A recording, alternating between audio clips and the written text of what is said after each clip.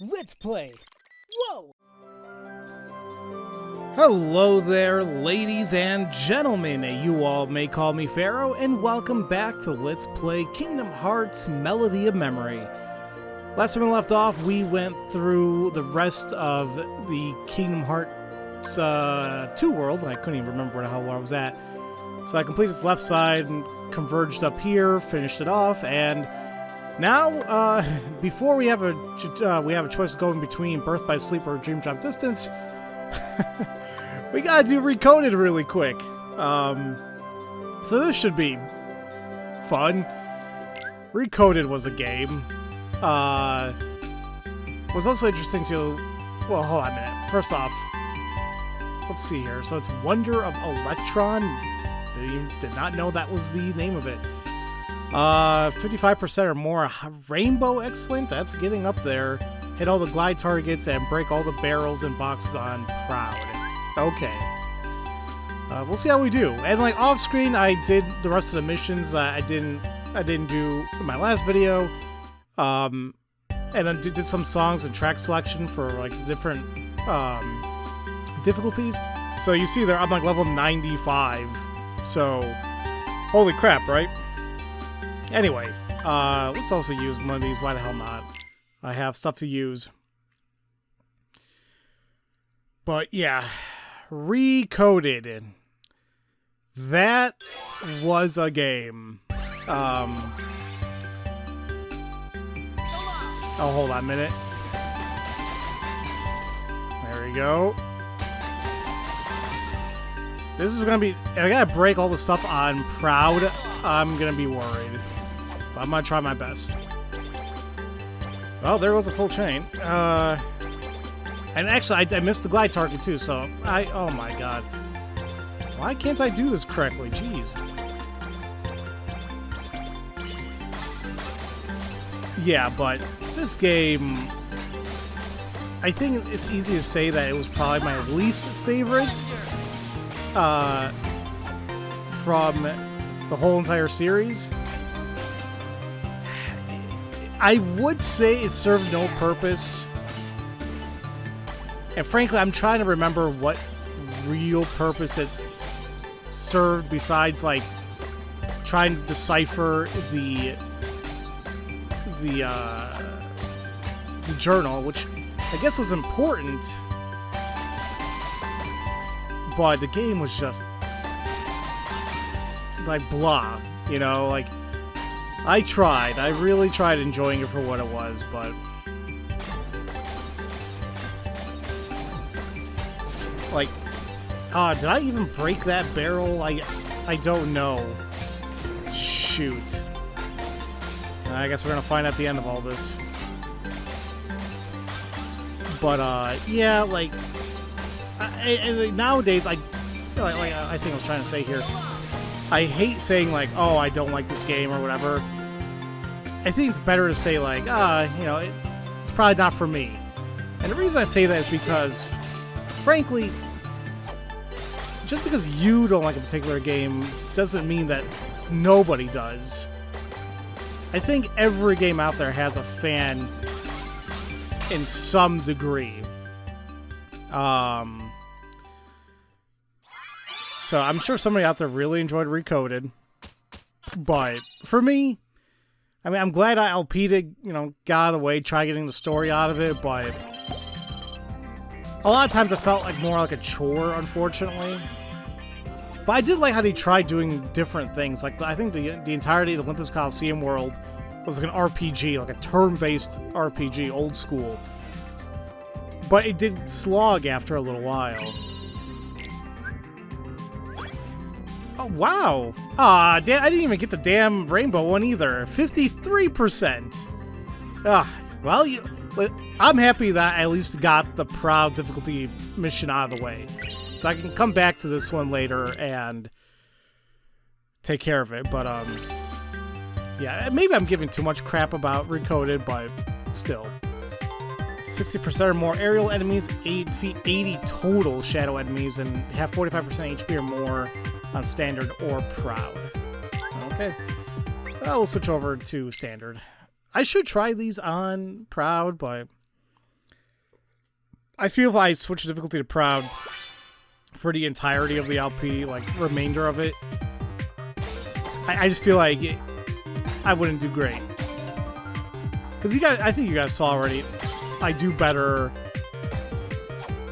when I'm playing off the TV and solely focusing, you know. But the thing is, like, doing that, I feel like I'm not able to really share my experiences with the game. And this whole entire game, frankly, it's a nostalgia trip.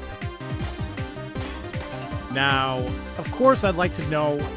Now, I was under the impression that this entirety of the game, yeah, we played through the old worlds, but it'll have, like, new cutscenes in between. But it's starting to look like I won't get any new cutscenes until more than likely after we finish the game. Like, go to, like, the last world or whatever. That's what I'm assuming is going to happen. So, for the majority of this, it's just me kind of reminiscing about the various games in the series, what the music kind of reminds me of, things like that. Like, as much crap as I was just giving about Recoded, this music's pretty damn awesome. I like it. So take that as you may. I also did mention, like, you know, playing this game makes me want to go back and maybe try out the other games again, you know, because it's been years since I played them, right? Recoded, on the other hand, doesn't seem like it's something I'd ever go back to. I don't know. Once again, that is just me. Everybody has their preference, and if they enjoyed it, awesome. Ah, man, that was almost a full chain, but I kind of messed up right there. Which always happens, too. Like, anytime I play, like, songs on a track selection on my own time, and, like, I clear all the songs in every difficulty, but on Proud is a whole nother story in terms of, like, getting a full chain. And what I've noticed is, like, I would be close to be getting a full chain. I would mess up maybe a total, like, I'll miss 2-3 times, you know, depending on the difficulty of the song. And it's like, I'm getting close to at least getting a full chain, but I never, like, cinch it. And I know there's a trophy for getting a full chain for each difficulty because I got one for beginner off screen. I was able to do like 50 full chains on beginner. So I'm assuming there has to be one for standard and Proud. Now, I don't know how many I have for regular, or excuse me, standard. I want to say maybe half. But for Proud, I probably have a handful that I have full chain. So I don't know how the hell I'm ever going to get that trophy, but I'd like to get it if possible. So that one, I missed one enemy, so I can play freaking standard again and get the second mission done, but screw it. A strange entry was found in the journal that chronicled Sora's adventures. To investigate, the journal was converted to data, but it was full of bugs. Mickey called on Data Sora to help them restore the world inside the journal. As he restored the datascape, more and more strange messages kept appearing. Mickey and the others should have been watching from the other side of the screen, but somewhere along the way, Data Riku, the embodiment of the journal, had imported them into the datascape to help solve the mystery of the message. Maleficent and Pete were causing all sorts of trouble with their plan to take over the real world through the datascape. Data Sora drew power from the connections with his friends in his heart and used it to fight and forge a path forward. He defeated Sora's Heartless, the bug in the data that had corrupted the journal. That should have been the end of this journey, but Mickey received word that a door to a new world had appeared, and he once again entered the datascape. On the other side of the door was Castle Oblivion. Led by a figure in black, Data Sora repeatedly relived the pain residing in his heart. If he kept holding on to that hurt, he would be dragged down into the darkness. But Data Sora realized that his pain was what tied his memories together. He swore to the cloaked figure, Roxas, that he accepted the pain. The hurt of those connected to Sora remained dormant in his heart, and to help find a way to face and heal that pain, Naminé had left the mysterious journal entry. Their hurting will be mended when you return to end it. Mickey and Data Sora now knew the true meaning of those words. Data Sora thanked Naminé, and they said their goodbyes. Mickey wrote Sora a letter detailing the events that took place in the datascape. You are who you are because of those people. They need you, and now the door to your next journey is ready to be opened. Well, there you go. If you ever need a nice, quick recap of Recoded, there you go. Now, I know I was just saying, like, I don't know what the purpose of the game was. It kind of nicely tied up, like, what happened at the end of Kingdom Hearts 2, with them getting sent that letter, but also led into Dream Drop Distance. So I guess that's important, but also the fact, like, they needed to save, well, Team BBS, good old Team Birth by Sleep, Terra, Aqua, and Ventus. Which reminds me, I guess that's where we're gonna go, because I'm fairly certain Birth by Sleep came out before Dream Drop Distance. I'm like almost 100% certain about that. So, with that being said and done, I'm going to start with the Birth by Sleep levels, starting with the Land of Departure. Now, regarding this, Future Masters, that's pretty damn cool. Get a lot of points, missed fewer than 13 times, and hit all star targets or rating of excellent.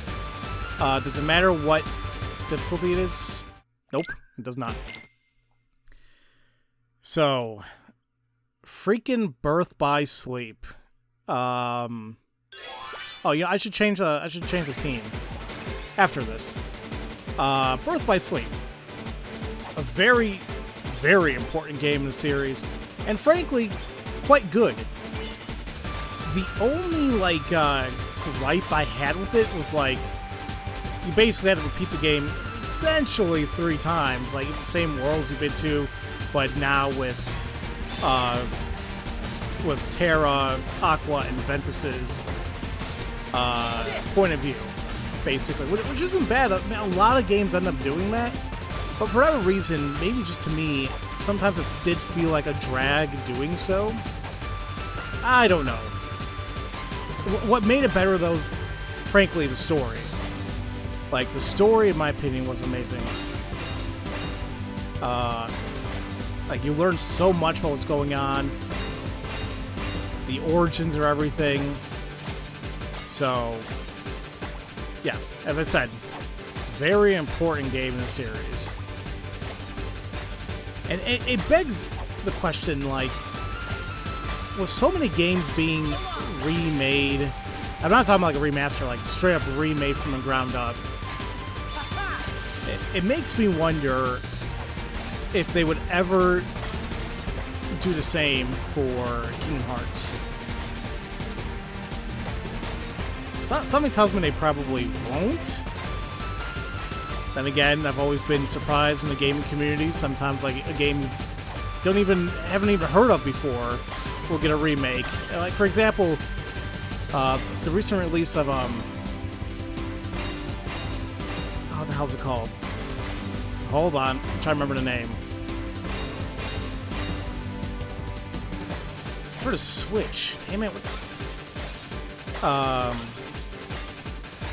Live Alive, Live a Live,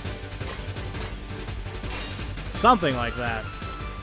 I've never heard of the game personally, but apparently, like, many enthusiasts have. Like a classic RPG for like, it was only released in Japan back from Super Nintendo era, and now everybody can play it on a Switch, like a little bit of a remake, kind of like that 2D HD look, which I love, and it seems awesome they did that, and it makes me wonder, like, you know, what else can be remade in the future? What are they going to remake? You know? Oh, nice, got everything in one go. I mean, because, like, honestly, I mean, like, gaming technology is only going to get better and better, you know? Maybe when it comes to graphic fidelity, it won't that much, because it's like, we're not going to see so many advancements in that, because, like, we're already kind of pushing it hard as it is. Especially, like, the jump from, especially the PS2 to PS3, that was a huge one. But even, like, PS3 to PS4, like, holy crap. But now, like, seeing the difference between last gen and current gen, it's like, you can still see the damn difference in fidelity, but I would say not as extreme. Unless they develop new engines, which we've already kind of seen with Unreal Engine 5, that it seems to be, it's going to be insane when it's like really, really implemented across the industry. So, we'll see what else they can do. Okay. The promise at the beginning. 60% HP or more, 65% or higher excellent, and defeat 40 total jumping enemies. Okay. But yeah. I mean, if they ever remake any game in the series, I guess we'll have to wait and see. I guess you can say they technically did with some of them, with the movies they did. Like, for example, all those cutscenes we just saw for Recoded, I never saw them before, because it's like, I actually played the game, but in any of the remastered versions of the series, they turn to movies, like 358 Days Over 2. I'm curious to still watch those eventually, because they seem good. You know, like, I assume they're not that long. I would say probably like an hour or two. But still,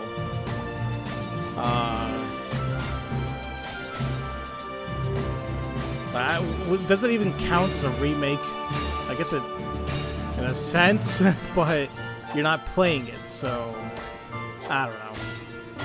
I wouldn't even call the thing of semantics. I think it's just like, well, it's not a game anymore, it's a movie with updated graphics, but holy crap, I totally forgot about these enemies too. The Unversed. I remember when I first came across them, like, are they really going to do this? Like, for every single game, they're just going to have new cannon fodder, basically? Like, oh, first it was the Heartless, then it was the Nobodies, and now these guys. I'm like, oh. Then I started thinking about it, I'm like, well, these Unversed may not be really important, considering that Birth by Sleep was a prequel.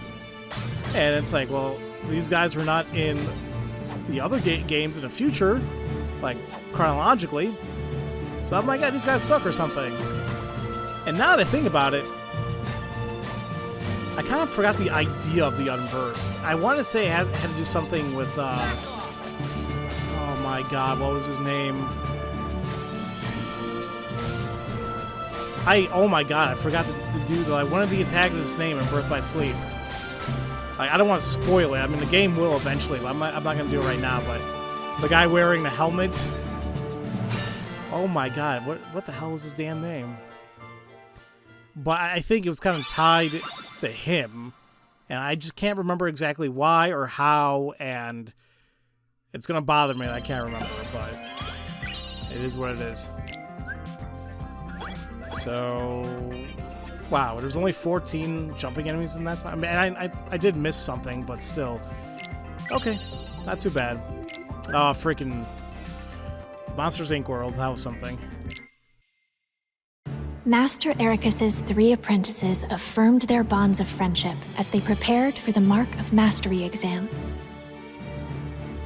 But Aqua was the only one to pass the exam and become a Keyblade Master. Leaving Terra no time for disappointment, the 3 immediately received word that creatures called the Unversed had emerged to threaten the world of light, and Master Xehanort had gone missing. Both Terra and Aqua were tasked with bringing the situation under control. Meanwhile, a masked boy left Ventus with a distressing thought. Terra resisted the call of darkness as he sought out Xehanort and the Unversed. Ventus chased after him, and Aqua carried out orders to monitor Terra.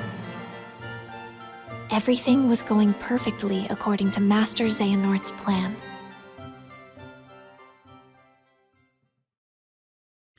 This will definitely be a nice recap of the story because it's been a while since I played Birth by Sleep. I love that they just call him Masked Boy. It's like, oh, okay. Let's see, that's the Snow White world. That's Cinderella's world. It was kind of cool in Birth by Sleep that they revealed more of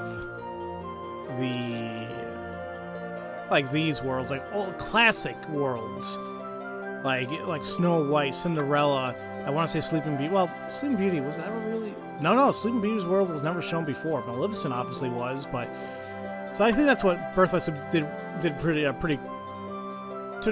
good by. And I like to think like, oh well, it's a prequel, so it's older, and that they were showing older worlds.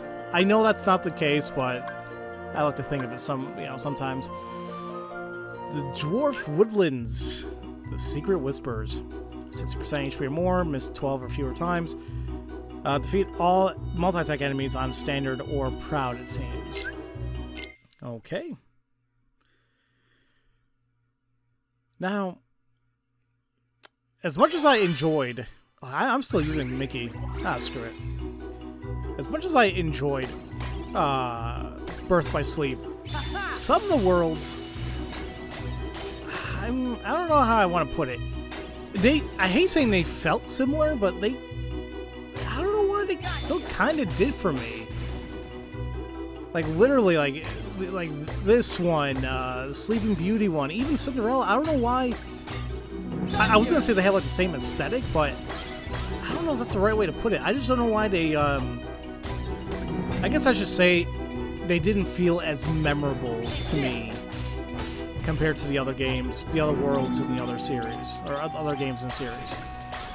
But once again, I think that's obviously very subjective, depending on, who you are, but that's how I personally felt about it. But it's still cool that they're represented, And that's what makes me curious to see what they're gonna do with the future of the series. Like, where are we gonna visit this time? Because, let's face it, Disney is a multi-corporation conglomerate, basically, that can easily include whatever is under their umbrella, and that's quite a bit. I mean, obviously, two big ones that we have yet to see in any capacity is Marvel and Star Wars. Now, granted, and I would say they're still fairly recent acquisitions. I mean, they're kind of, it's the case, right? I mean, granted, I want to say it's been more than 5 years. I really can't remember when Disney acquired both, but I feel like a lot of games in the series were already in the middle of development, so they may have not included that stuff already. But I think that leaves Kingdom Hearts 4 full, it's basically anybody's playground in terms of what the hell they're going to include. Because obviously, it's well known that they own these licenses to Marvel, to Star Wars, and a bunch of other things. Frankly, there's been a lot of talk already that, according to the Kingdom Hearts 4 reveal trailer that we saw, that one of the worlds looked like I think Kashyyyk. I'm not very good at Star Wars lore, but basically the Wookiee homeworld, and people believe that they think they saw an AT-AT or AT-AT, however you want to pronounce it, saw one of their feet. So I don't know. Oh shit! I was using a damn. I was like, how come I didn't get the first one? I was using a damn item. Oh, sweet! Bye to King's side. Fight alongside King Mickey for an hour. Cool. Well, that's done. I gotta remind myself to turn that off. So I don't use the King Mickey item anymore. Risky Romp. Defeat 65% or more ground enemies. Break out 100 total barrel or boxes. And I assume they want to do like the whole star thing again on standard or proud. Yeah, hit all star targets. Yep, okay. So first off, turn that off. You know, it's fun. I didn't realize you can choose teams here. So, and I find it funny that the Team 3D, it's Riku and then 2 of the, like, Dream Eaters, I think they're called, or like the good versions. I don't know. But since this is Birth by Sleep, we can use them for this level. Because frankly, I'm already at level 96 with these guys. I want to keep using them just so they can make my life a lot easier. But anyway, yeah. Man, I was gonna say something else. I totally forgot what.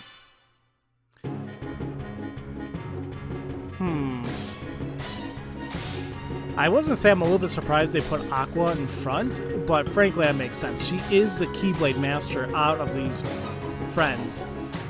Like, I don't know why I kind of assumed, like out of the 3, like, oh, Terra's the obvious leader, but it's like, well, that's not correct, and maybe that's what the game wanted you to maybe feel bad for him, because, oh, he should have been a master as well, but it's like, he wasn't ready. Ooh, cool, nice. My God, I'm doing so bad. But yeah, I mean, she deserves it. You know, she deserves, obviously, being the master and doing her thing. That's why it was so rough, kind of seeing how everything kind of pans out in this game. Because obviously you know something's up, because it's like, well, this is a prequel. Where are these characters, huh? Like, they must be important, but like, where the hell are they? Then you find out everything. It's like, oh, jeez. But, you know, that's what I think that's why I like. That's really what I mostly like about Kingdom Hearts 3. And maybe it's the same reason why people have a gripe with it, is like, it kind of just jumps in and tries resolving a bunch of things that were left open throughout the entirety of the series. So, I guess as somebody who has not played any of the games before, it would feel a little rushed. Because, I mean, that's what I kind of felt. Like, it did. Because, like, it's like, there were so many mysteries that needed to be solved. And it's like, okay, here we have this Kingdom Hearts 3. Now, what are they going to be able to do? Because there's so much stuff that still needs to be solved, and I feel like there's not going to be enough time to fit it all in. So, that's why I feel like it was just kind of rushed at certain times. But, in my opinion, it was still kind of gratifying and satisfying to see how everything kind of comes together. Because as we know, with Kingdom Hearts 3 and whatnot, I guess this game too, I don't know if you want to say so, but it kind of marks the end of what they call like the, oh my God, that was like the dark saga, dark something saga, I don't know, or the Dark Seeker saga, something like that.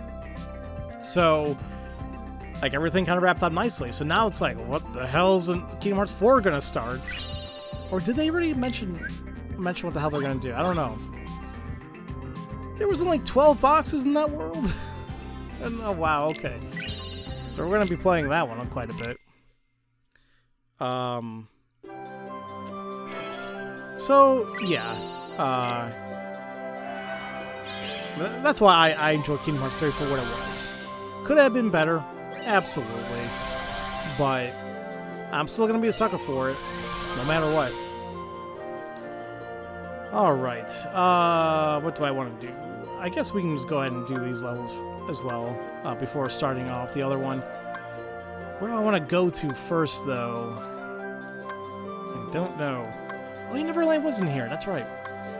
I guess we'll go to Enchanted Dominion. This is the Sleeping Beauty world. Wow, those trees are very square. Holy crap. Get 40% or higher rainbow, excellent. Defeat 65% or more of Maleficent's goons. And 6% or more aerial enemies on standard or proud. Okay. Switch this back, and here we go. Now, I'm trying to think back to this world. Yeah, I still feel like it was cool that they had it. And frankly, the boss fight I had against the magic mirror was pretty interesting. I did not like being in the sewer level, or like the sewers of the castle, like underground passageway. I don't know why the hell that is with me in like various games. I just don't care for like underground caverns and like sewers or whatever. It's like, to me, it's like, it's bland, but it's like at the same time, well, yeah, how else is it gonna look? You know, it's a damn sewer. I guess in my mind, it's like, I'd rather just not be in one in a game, but frankly, if you're gonna play an RPG, it's gonna be in one. Like, I just remember, like, you know, playing the Final Fantasy VII Remake. You're in the sewer for quite a bit.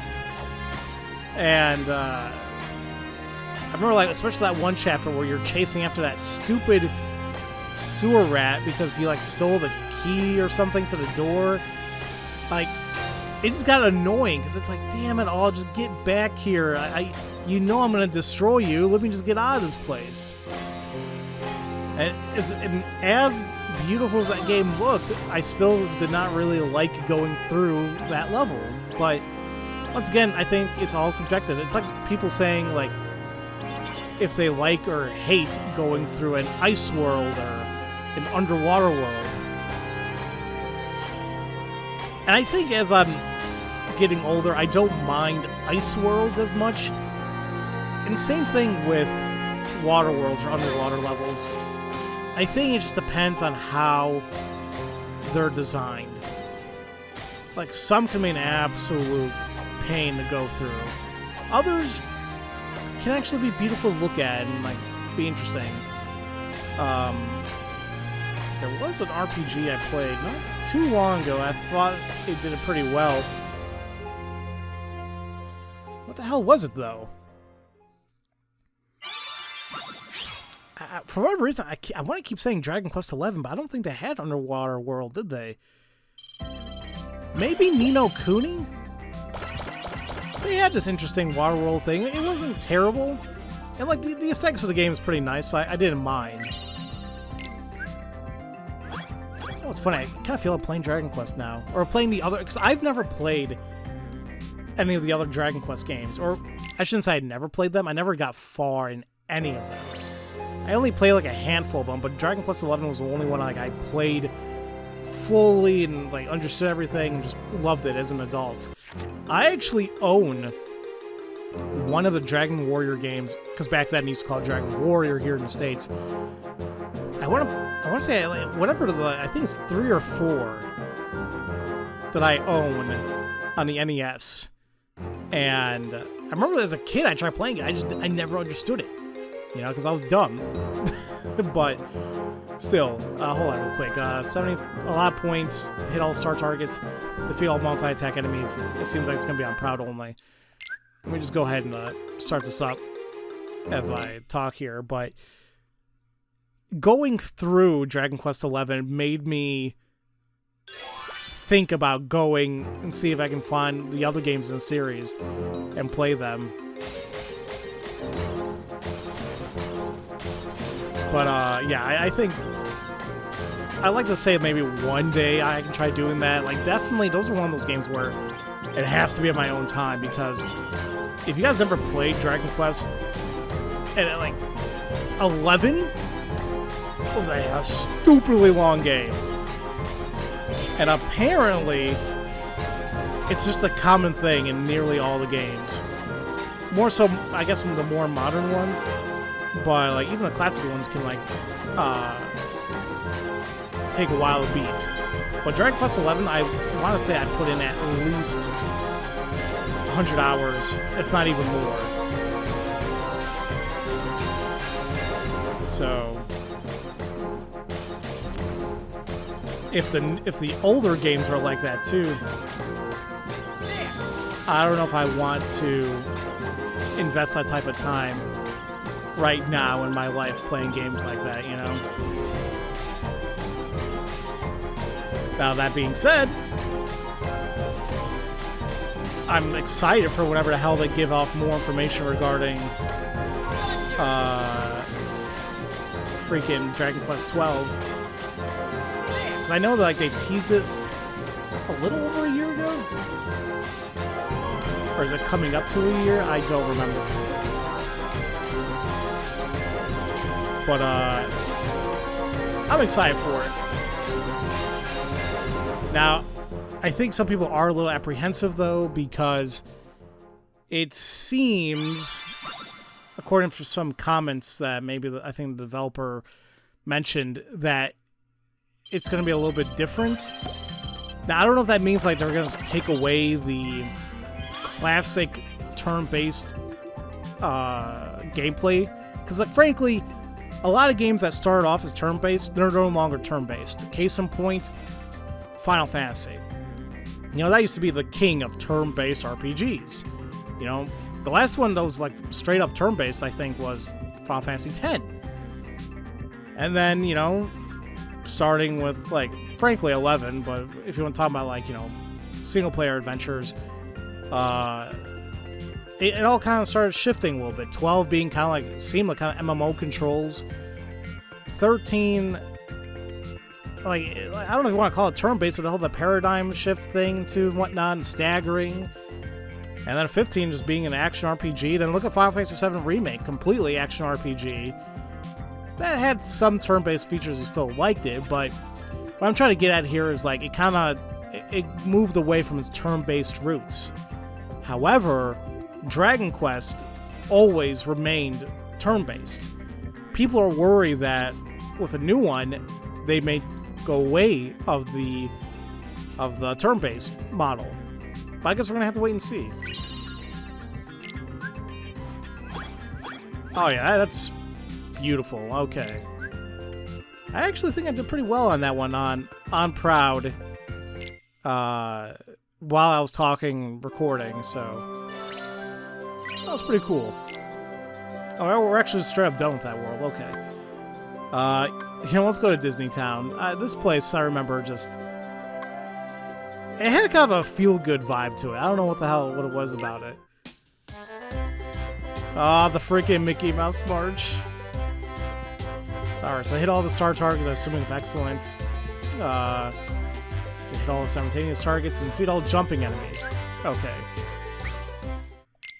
Yeah, the Mickey Mouse March. Like, what's funny is, like, it was still even before my time, people knowing what the Mickey Mouse March. Like, it's pretty damn old, but it just screams childhood to me. Maybe that's why I enjoy this world. It seems very nostalgic. Because I remember when I was a kid, I had this, like, Mickey Mouse, like, it was like an electronic doll thing, but it had like a built-in like cassette player thing, and you put in the cassette, and he would like read you like a story or something. I don't know where the hell that thing is at, but, and I don't know if it was like really mine or if it was like one of my brothers or sisters stuff. I have no idea. All I remember is like I played with it when I was a kid. And I don't know, maybe that's why I got so damn engrossed with this game when it first came out, because it's like, or just in Kingdom Hearts in general, it's like, holy crap, it's Disney and Final Fantasy stuff? Cool. But I guess there's just a overall nostalgia thing for it, and maybe that's what hooked me in from the very beginning. And frankly, I'm still glad that I am a huge fan of this series.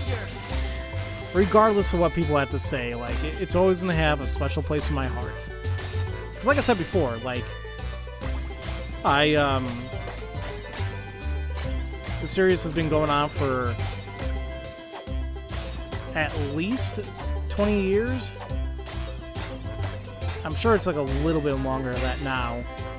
I want to say it's been like 21, 22 years now. And obviously so much of my life has happened. You know, and like, it's just, I don't know, like this has always been here. I guess, for me in a sense. Like, hey, I love the series.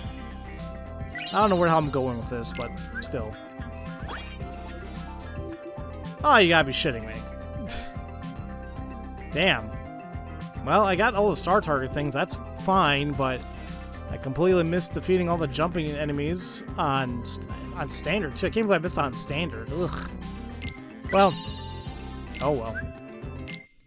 Sometimes you do really great, other times not so great. And if I so desire, I could skip everything, but, well, we all know that's not gonna happen. Up, down, adventure. Left, right, B, A, start. 65% or higher, excellent. Break all the barrels and boxes. And defeat 55% or more of the flood enemies on standard or proud. As long as it's not like rainbow excellent with a high percentage, then I'm fine. But I just have a bad feeling. I hate saying bad feeling, but like the missions are just gonna get more and more. I hate saying involved, but because it's usually the same type of missions, they just tweak the criteria a little bit. Like instead of like a lower percentage, it gets higher and higher, and it's like I don't mind that, but sometimes it just seems more grindy for no good reason, and that can be a little. I don't know how you want to put it, but off-putting. It's like I just want to play the game, have fun, but and the things I don't need to do the missions, well, at least not all of them, because you only need a few to open up the gates and keep playing. But you guys know me. I just need to. I need to play everything, right? Or I need to, yeah, pass everything that's presented to me.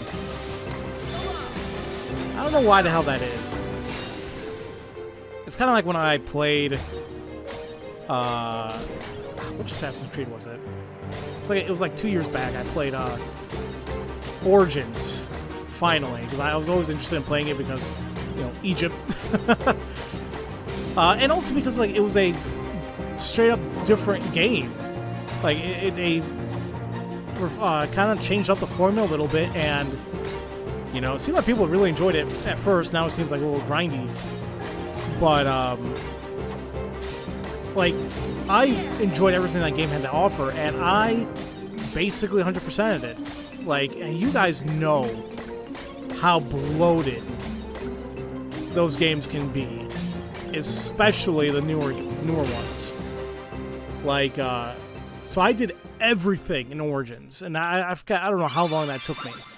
And I want to play Odyssey and Valhalla. I have them, but I just keep thinking back in my head, I'm like, oh my god, that's going to take me forever to go through that. If I choose to get all the collectibles, or like get all like the question marked and all areas and whatever.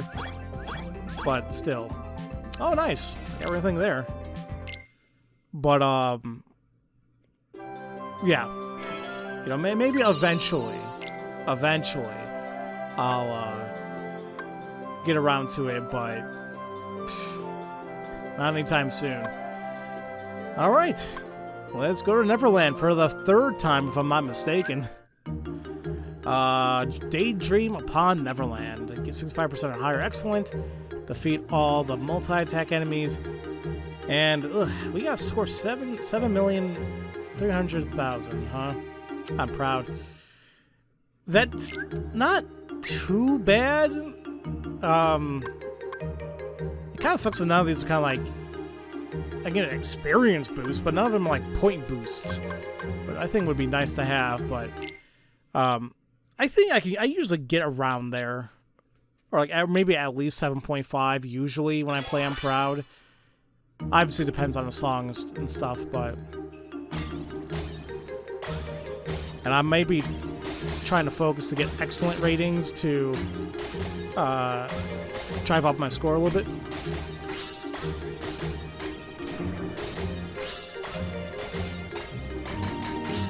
It'd also be nice if I don't miss.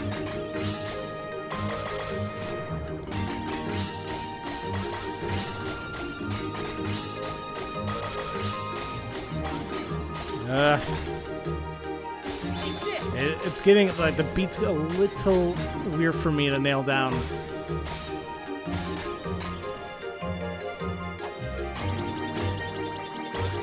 I was doing good at the very beginning, it seemed like.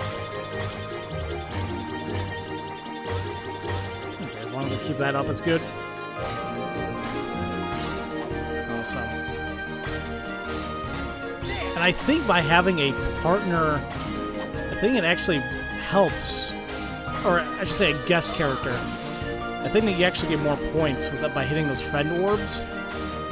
I could be wrong about that.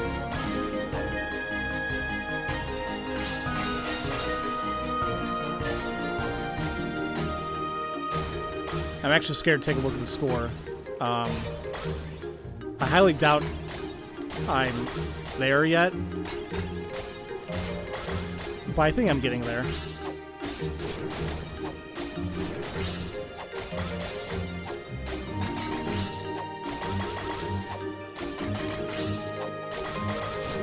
There we go. Oh, damn it.